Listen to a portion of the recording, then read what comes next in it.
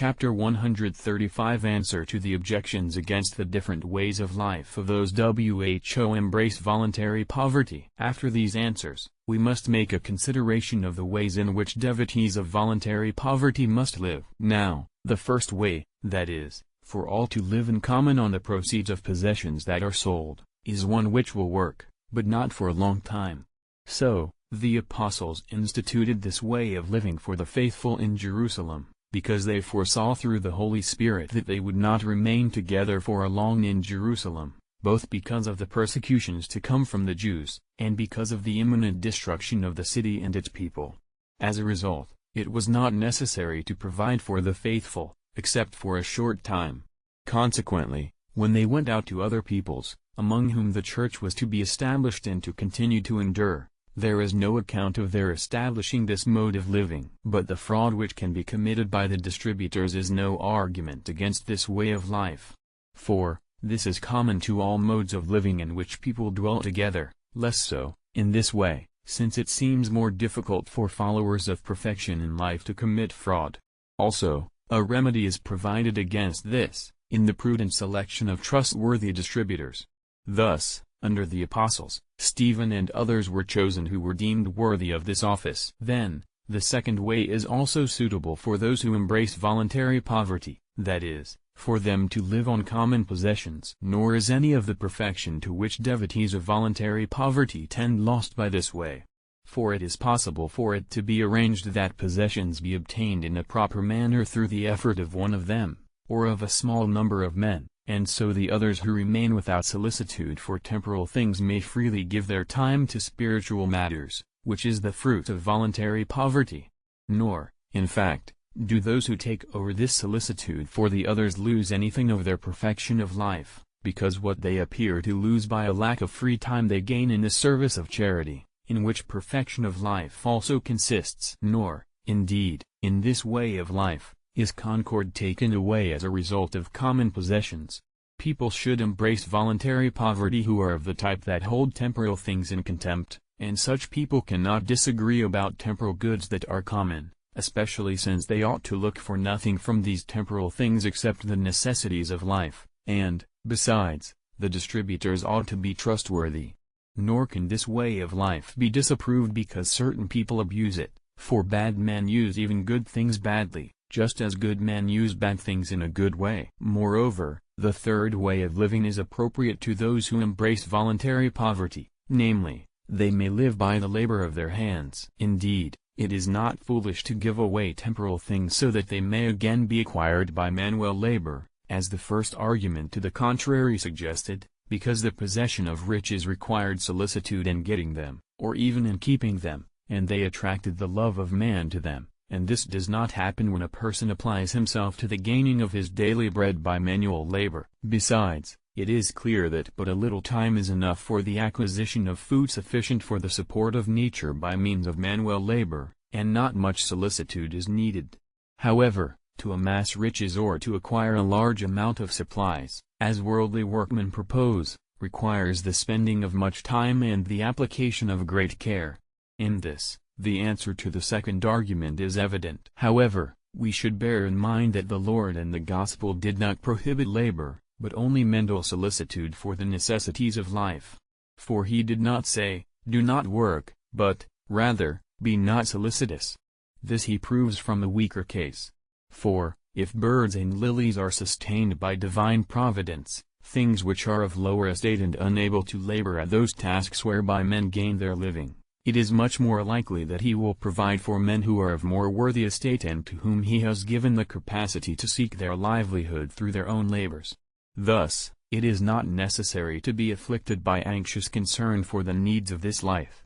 Hence, it is evident that there is nothing derogatory to this way of life in the words of the Lord which were cited. Nor, in fact, can this way of living be rejected because it is inadequate. The fact that in a few cases a man may be unable to gain what suffices for the needs of life by manual labor alone is due either to sickness or some like disability. However, an arrangement is not to be rejected because of a defect which occurs rarely, for such things happen in nature and in the order of voluntary acts. Nor is there any way of living whereby things may be so arranged that failure cannot occur at times, for even riches can be taken away by theft or robbery. So, also, the man who lives from the work of his hands can grow feeble. Yet there is a remedy in connection with the way of life that we are talking about, namely, that help be given him whose labor is not enough to provide his living, either by other men in the same society who can do more work than is necessary for them, or else by those who have riches. This is in accord with the law of charity and natural friendship, whereby one man comes to the assistance of another who is in need. Hence, while the Apostle said, in 2 Thessalonians, "If any man will not work, neither let him eat," for the sake of those who are not able to gain a living by their own labor, he adds a warning to others, saying, "But you, brethren, be not weary in well-doing." Moreover, since a few things suffice for the needs of life, those who are satisfied with little need not spend a great deal of time in gaining what is necessary by manual labor. So, they are not much hindered from the spiritual works on account of which they embraced voluntary poverty, especially since, while working with their hands, they may think about God and praise Him and do other practices like this which people living alone should do. However, so that they may not altogether be precluded from spiritual works, they can also be helped by the benefactions of the rest of the faithful. Now, although voluntary poverty is not adopted for the purpose of getting rid of idleness or controlling the flesh by manual work, since this even possessors of riches could do, there is no doubt that manual labor is useful for that purpose, even without the need of gaining a living. However, idleness can be avoided by other more useful occupations, and concupiscence of the flesh conquered by stronger remedies. Hence, the need to work does not apply, for these reasons, to people who have, or can have, other means on which they may properly live. For, only the necessity of livelihood forces one to work with his hands, and thus the Apostle says, in 2 Thessalonians, "If any man will not work, neither let him eat." The fourth way of living, from those things that are offered by others, is also suitable for those who embrace voluntary poverty. For, it is not inappropriate that he who has given away his own goods for the sake of an objective which contributes to the benefit of others should be supported by the gifts of these others. Indeed, unless this were so, human society could not endure, because, if every man took care of his own possessions only, there would be no one to serve the common welfare. So, it is quite fitting to human society that those who have set aside concern for their own goods, and who serve the common welfare, should be supported by those whose welfare they serve. Indeed, it is for this same reason that soldiers live on stipends paid by others and that the rulers of a republic are provided for from the common funds. As a matter of fact, those who adopt voluntary poverty in order to follow Christ renounce all things so that they may serve the common welfare, enlightening the people by their wisdom, learning, and examples, or strengthening them by prayer and intercession. As a result, it is clear that there is nothing disgraceful in their living on the gifts of others, because they make a greater return, on their part, receiving temporal support, but in regard to others, contributing to progress in spiritual matters. Hence, the Apostle says, in 2 Corinthians, "Let your abundance, that is, in temporal things, supply their want, of the same things, that their abundance, that is, in spiritual goods, also may supply your want. For he who helps another shares in his work, both in its good and in its evil." Now, by their examples they incite others to virtue, for it develops that those who profit by their examples become less attached to riches when they observe other people completely abandoning their wealth for the sake of perfection in life. But the less a man loves riches, and the more intent on virtue he is, the more readily, also, does he distribute his wealth for the needs of others. As a result, those who embrace voluntary poverty and live on the gifts of others, rather than causing loss to the poor by taking the benefactions which would support the lives of others, become more beneficial to other poor people, because they by words and examples stimulate other men to works of mercy. Moreover, it is clear that men of perfect virtue, such as they must be who adopt voluntary poverty, since they hold riches in contempt, do not lose their freedom of mind because of the petty amount that they accept from others for the maintenance of life. As a matter of fact, a man does not lose his independence of mind unless it be because of things which are dominant in his affections. Hence, A man does not lose his independence because of things he despises, even if they are given to him. Now, although the maintenance of those who live on the gifts of others depends on the will of the givers, this is not, for that reason, an inadequate way of supporting the life of Christ's poor. For it does not depend on the will of one man but on the will of many.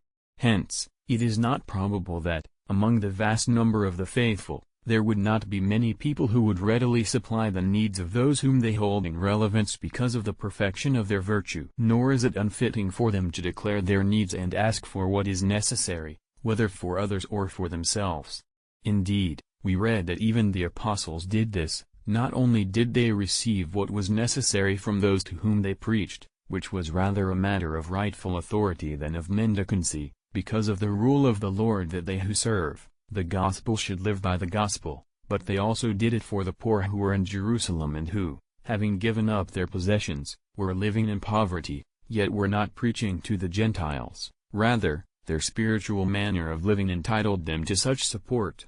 Hence, the apostle urges, not as a matter of obligation but of goodwill on the part of the givers, the aiding of such people by means of alms, and this is nothing but begging. Now, this begging does not make men objects of contempt, provided it is done with moderation, for need and not to excess, and without undue insistence, with consideration for the circumstances of the persons from whom the request is made, and for the place and time, all of which must be observed by those devoted to perfection in life. As a result, it is clear that such begging has no appearance of the disgraceful. It would have, if it were done with insistence and lack of discretion for the sake of pleasure or superfluity. Of course, it is evident that mendicancy is associated with a certain humiliation.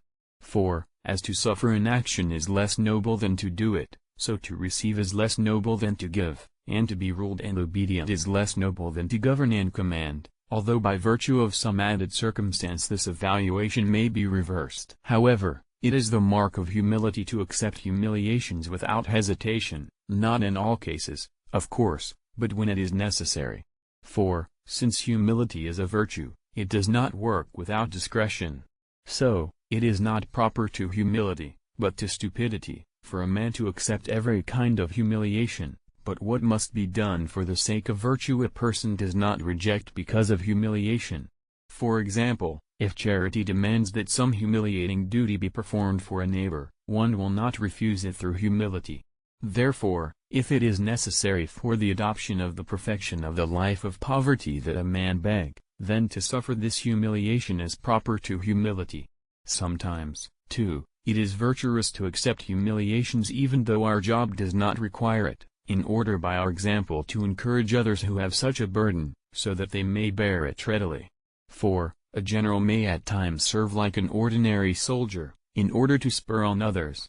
Sometimes, moreover, we use humiliations virtuously for their medicinal value.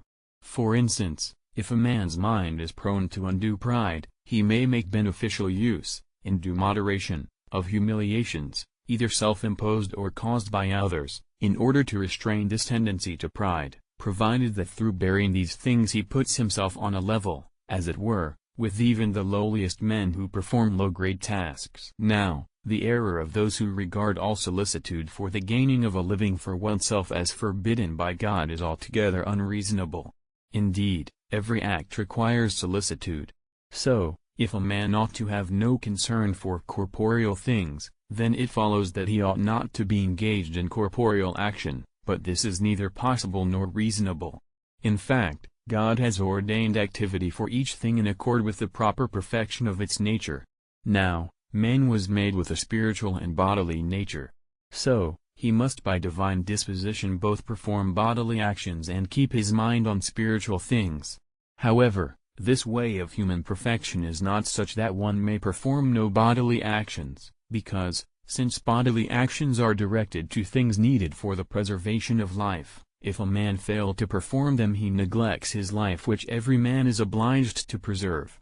Now, to look to God for help in those matters in which a man can help himself by his own action, and to omit one's own action, is the attitude of a fool and a tempter of God. Indeed, this is an aspect of divine goodness, to provide things not by doing them directly, but by moving others to perform their own actions, as we showed above.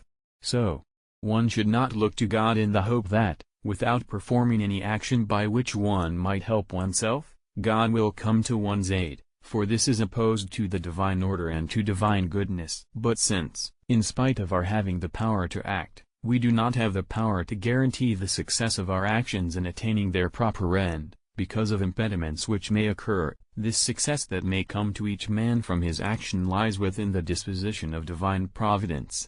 Therefore, the Lord commands us not to be solicitous concerning what pertains to God, namely, the outcome of our actions. But he has not forbidden us to be concerned about what pertains to us, namely, our own work. So, he who is solicitous about things that he can do does not act against the Lord's precept. Rather, he does who is solicitous concerning the things which can result, even if he carries out his own actions, so that he omits the actions that are required to avoid these eventualities, against which we must rather place our hope in God's providence, by which even the birds and the flowers are supported. To have solicitude of this kind seems to pertain to the error of the Gentiles who deny divine providence. This is why the Lord concludes that we must not be solicitous for tomorrow. He did not forbid us, by this injunction, from taking care in time of the things necessary for the future, but, rather, from being concerned about future events in despair of divine help.